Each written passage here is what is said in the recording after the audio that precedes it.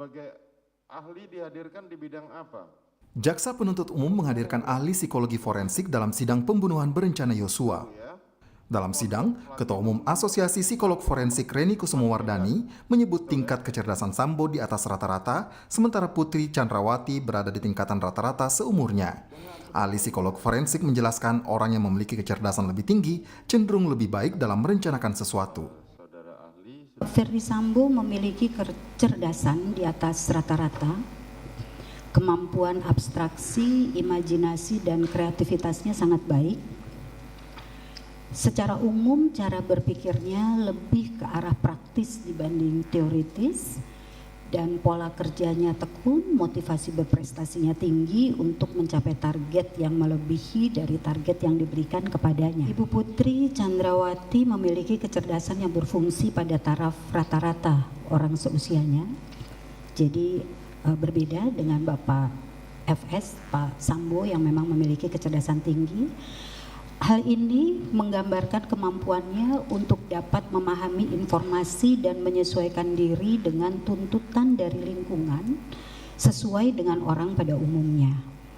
Ibu Putri memiliki pemahaman akan value atau nilai sosial yang baik, namun perencanaan perilakunya di lingkungan sosial tergolong kurang. Tentunya akan lebih baik perencanaannya pada orang dengan kecerdasan yang tinggi. Baik, terima kasih. Tetapi pada saat orang dengan kecerdasan yang tinggi ini tidak mampu memanfaatkan potensinya secara maksimal karena ada hambatan emosional, ini juga menjadi tidak baik juga. Baik, terima kasih.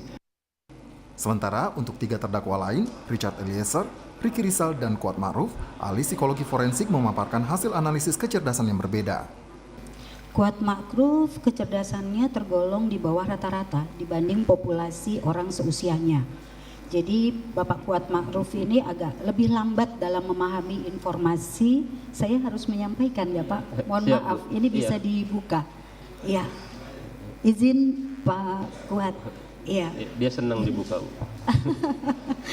Ya, jadi lebih lambat di dalam memahami informasi dan menyesuaikan diri dari tuntutan lingkungan, tetapi memiliki potensi untuk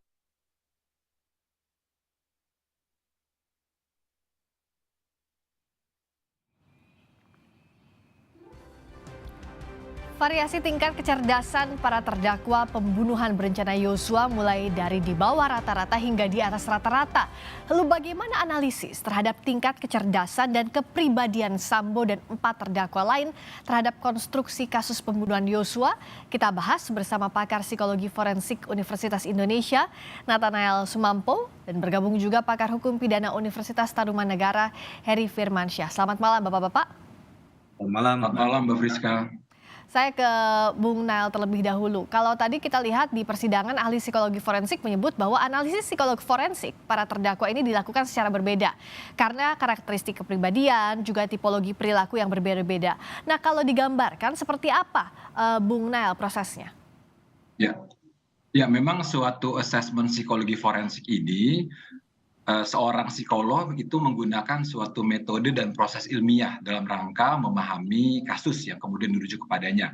Lalu kemudian asesmen psikologi forensik ini singkatnya adalah multi methods, multi tools, dan multi source. Jadi artinya tidak hanya mengandalkan atau berbasis pada satu teknik atau metode pengumpulan data saja, tetapi dengan menggunakan berbagai metode pengumpulan data dalam rangka menguji hasil atau temuan yang diperoleh. Kira-kira secara ringkas seperti itu. Oke, tadi soal metodenya, nah berikutnya kita akan ambil sampel tadi dari persidangan, Bung Nael, kita ikuti bersama. Hakim juga mencecar ahli psikologi forensik tadi terkait arti tangisan Putri Chandrawati saat menceritakan dugaan peristiwa pelecehan yang dialaminya. Kita dengarkan terlebih dahulu berikut ini. Apakah ada informasi yang diberikan kepada saudara pada saat Putri itu menceritakan hal-hal yang ternyata tidak seharusnya yang terjadi di Duren 3 dan Putri itu menangis dan tangisan itu juga sedemikian rupa. Apakah ini juga menjadi bagian dari Iya yang mulia. kami melakukan proses wawancara sehingga dapat kami simpulkan ada 3 peristiwa yang berelasi yang di Magelang, di Saguling, dan di Duren 3 termasuk pada Ibu Putri Chandrawati. Yang di Duren 3 itu kan ternyata peristiwanya kan tidak Betul. benar, dan si Putri menceritakan juga dengan tangisan, dengan itu. Bagaimana pendapat saudara? Pada waktu itu Ibu Putri mengatakan bahwa peristiwa Duren 3 itu tidak benar. Nah, tapi saya takut pada suami saya dipaksa untuk menandatangani BAP dan saya percaya pada suami saya itu ada tangisan. Namun respon tangisannya. Bagaimana tadi menjelaskan maknai tangisan dan ketakutan Putri, Bung Nail? Ya, tadi kembali ke penjelasan saya tentang multi metode, multi tools. Ya. Jadi ini kan hasil observasi ketika yang bersangkutan misalnya menceritakan mengenai mengenai suatu peristiwa disertai dengan tangisan, itu kan salah satu evidence, salah satu indikator saja. Ya. Yang kemudian perlu untuk diuji dengan indikator yang lain, dengan evidence yang lain. Sehingga dalam pemeriksaan psikologi forensik ini kita seperti peneliti. Jadi berbagai data kita kumpulkan, lalu kemudian kita melakukan suatu analisis secara komprehensif. Jadi seperti melakukan helikopter view untuk melihat bagaimana. Secara khusus mengenai observasi, itu pun juga menjadi salah satu bagian dari yang kami sebut pemeriksaan status mental. Di mana di situ kita melihat apakah misalnya ada salah satu keselarasan antara konten yang disampaikan dan juga dengan ekspresi emosi yang menyertainya. Tapi kita pun juga harus melihat secara lebih komprehensif, tidak hanya sekedar ibaratnya seperti screenshot saja. Ya. Mereka seperti itu. Nah, agar clear di publik, karena tadi kan dikatakan kalau dari keterangan ahli di persidangan bahwa itu kredibel apa yang disampaikan Putri Chandrawati begitu. Nah, tapi sebenarnya dalam kita menganalisisnya dari helikopter view tadi, apakah masih harus dibandingkan dengan data-data lainnya, dengan bukti-bukti lainnya, misalnya dengan bukti fisik dan sebagainya, Bung Nail? Iya. Tentunya harus dievaluasi. Jadi apapun yang diperoleh harus dievaluasi. Dan memang kalau kita lihat secara khusus dalam kasus-kasus kekerasan seksual, pelecehan seksual, ini memang ada kompleksitas dalam hal pembuktian. Kenapa? Karena dalam banyak kasus tidak tersedia alat bukti forensik teknis yang memadai, gitu ya. Tidak ada CCTV karena ini terjadi di ruang-ruang privat. Lalu kemudian hasil visum pun seringkali juga inkonklusif, gitu ya. Nah, di pengakuan tersangka juga mungkin tidak ada. Kira-kira. Ditambah lagi kemudian ketika kita kadang-kala punya pemahaman, oh ya ada reaksi tertentu, kita mengharapkan seorang korban misalnya dia sedih dan sebagainya. Tapi kita pahami bahwa memang psikologi individu itu sangat kompleks. Sehingga seorang korban bisa menampilkan reaksi yang berbagai macam. Nah, sehingga dengan berbagai macam perbedaan tersebut, salah satu yang kemudian perlu untuk dievaluasi diuji adalah keterangan secara verbal dari apa yang disampaikan oleh korban. Baik. Itu jadi hal yang penting juga. Evaluasi ini harus lebih menyeluruh, tidak bisa dari satu sisi saja begitu ya Bung Nail. Kalau dari Bung Heri begini, kalau tadi sebagai awam melihat, bisakah dikatakan keterangan ahli psikologi forensik tadi meringankan posisi terdakwa atau tidak bisa serta-merta dikatakan demikian? Ya, saya malah memilih jawaban alternatif ketiga dari Mbak Friska tadi ya. Tidak bisa serta-merta dinyatakan demikian. Karena sekali lagi hakim punya independensi sesuai dengan Undang-Undang Kekuasaan Kehakiman ya Mbak Friska, Undang-Undang 4 2009, bahwa keterangan ahli itu betul adalah satu dari 5 alat bukti yang sah sesuai 184 KUHP. Tapi yang perlu diingat hakim terkait dengan independensinya, bahwa keterangan ahli yang disampaikan itu tidak serta-merta mengikat hakim. Jadi hakim itu boleh saja setuju, boleh tidak setuju, bahkan kalau dalam konteks tertentu, hakim boleh saja menghadirkan ahli lainnya jika itu memang diperlukan gitu ya. Bukan berarti nggak dianggap nggak dipercaya dan lain sebagainya. Saya menghindari kata itulah. Karena kita mempercayai proses penegakan hukum di level manapun. Tapi dalam konteks bahwa ada hal yang mungkin hakim juga tidak sesuai tadi, itu boleh-boleh saja sekali lagi. Karena hakim kan tidak hanya menilai dari keterangan ahli Mbak Friska, bahwa dalam konteks kita belajar hukum, mohon maaf ini kan keilmuan psikologi forensik ini kan di luar keilmuan saya, karena saya dulu fakultas hukum di UGM ya. Tapi dalam konteks bahwa ini dikaitkan dengan psikologi forensik, ya ini pendekatan yang mungkin ilmunya juga lebih banyak ke ilmu sosial ya. Sedangkan ilmu hukum itu minta memaksakan kita sesuai dengan kaidah hukum acara bahwa minimum 2 alat bukti untuk menarik ini ke perkara penyidikan itu yang tidak bisa dibantah dengan dalil apapun, Mbak Friska. Ya, Nah, ini jadi sudut pandangnya agak berbeda tadi, point of view-nya kita nggak akan ketemu di sana. Ya, karena kalau dari hukum ya tadi, saklek harus minimal 2 alat bukti, begitu sederhananya ya, Mas Heri ya, tidak bisa satu sisi saja. Nah, saya akan dalami dulu soal ini, tapi sebelumnya kita dengarkan lagi tadi cuplikan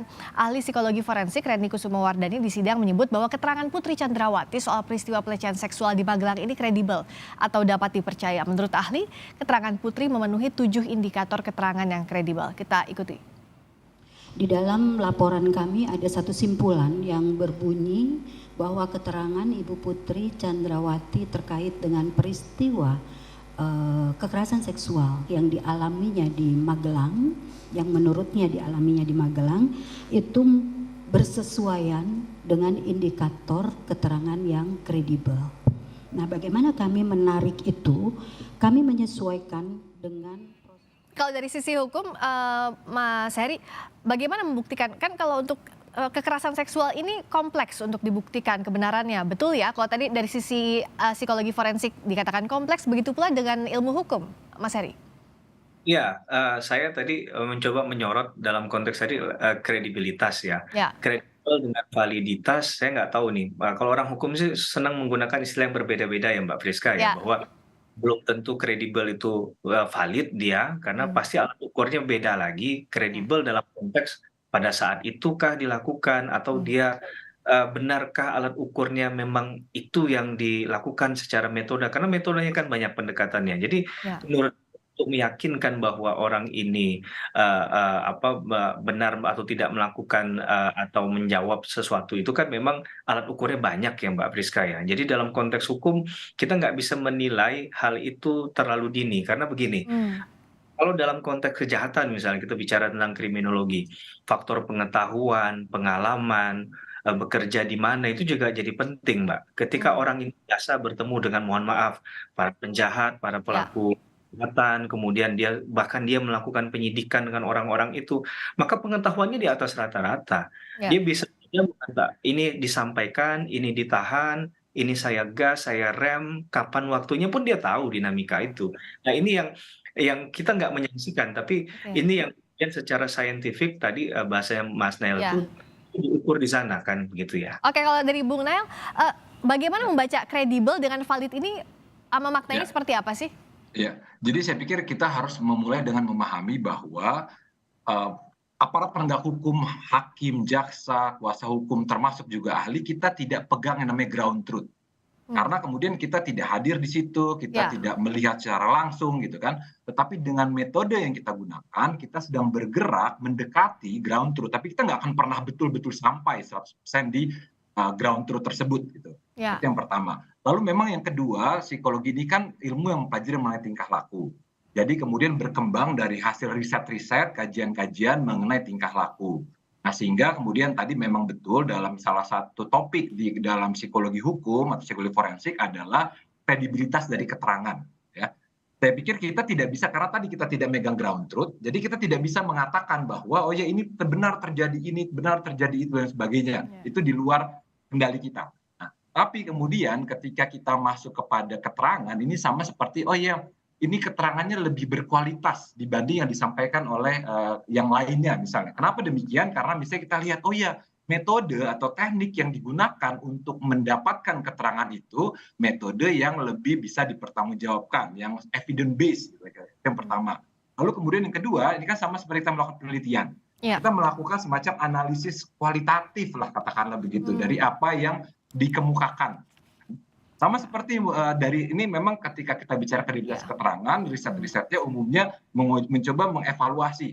Ini ada orang yang ngomong tidak berdasarkan pengalaman, ada orang yang ngomong berdasarkan pengalaman. Apa sih bedanya isinya di antara yang ngomong berdasarkan pengalaman dengan yang tidak ngomong berdasarkan pengalaman? Salah satunya misalnya verifikasi.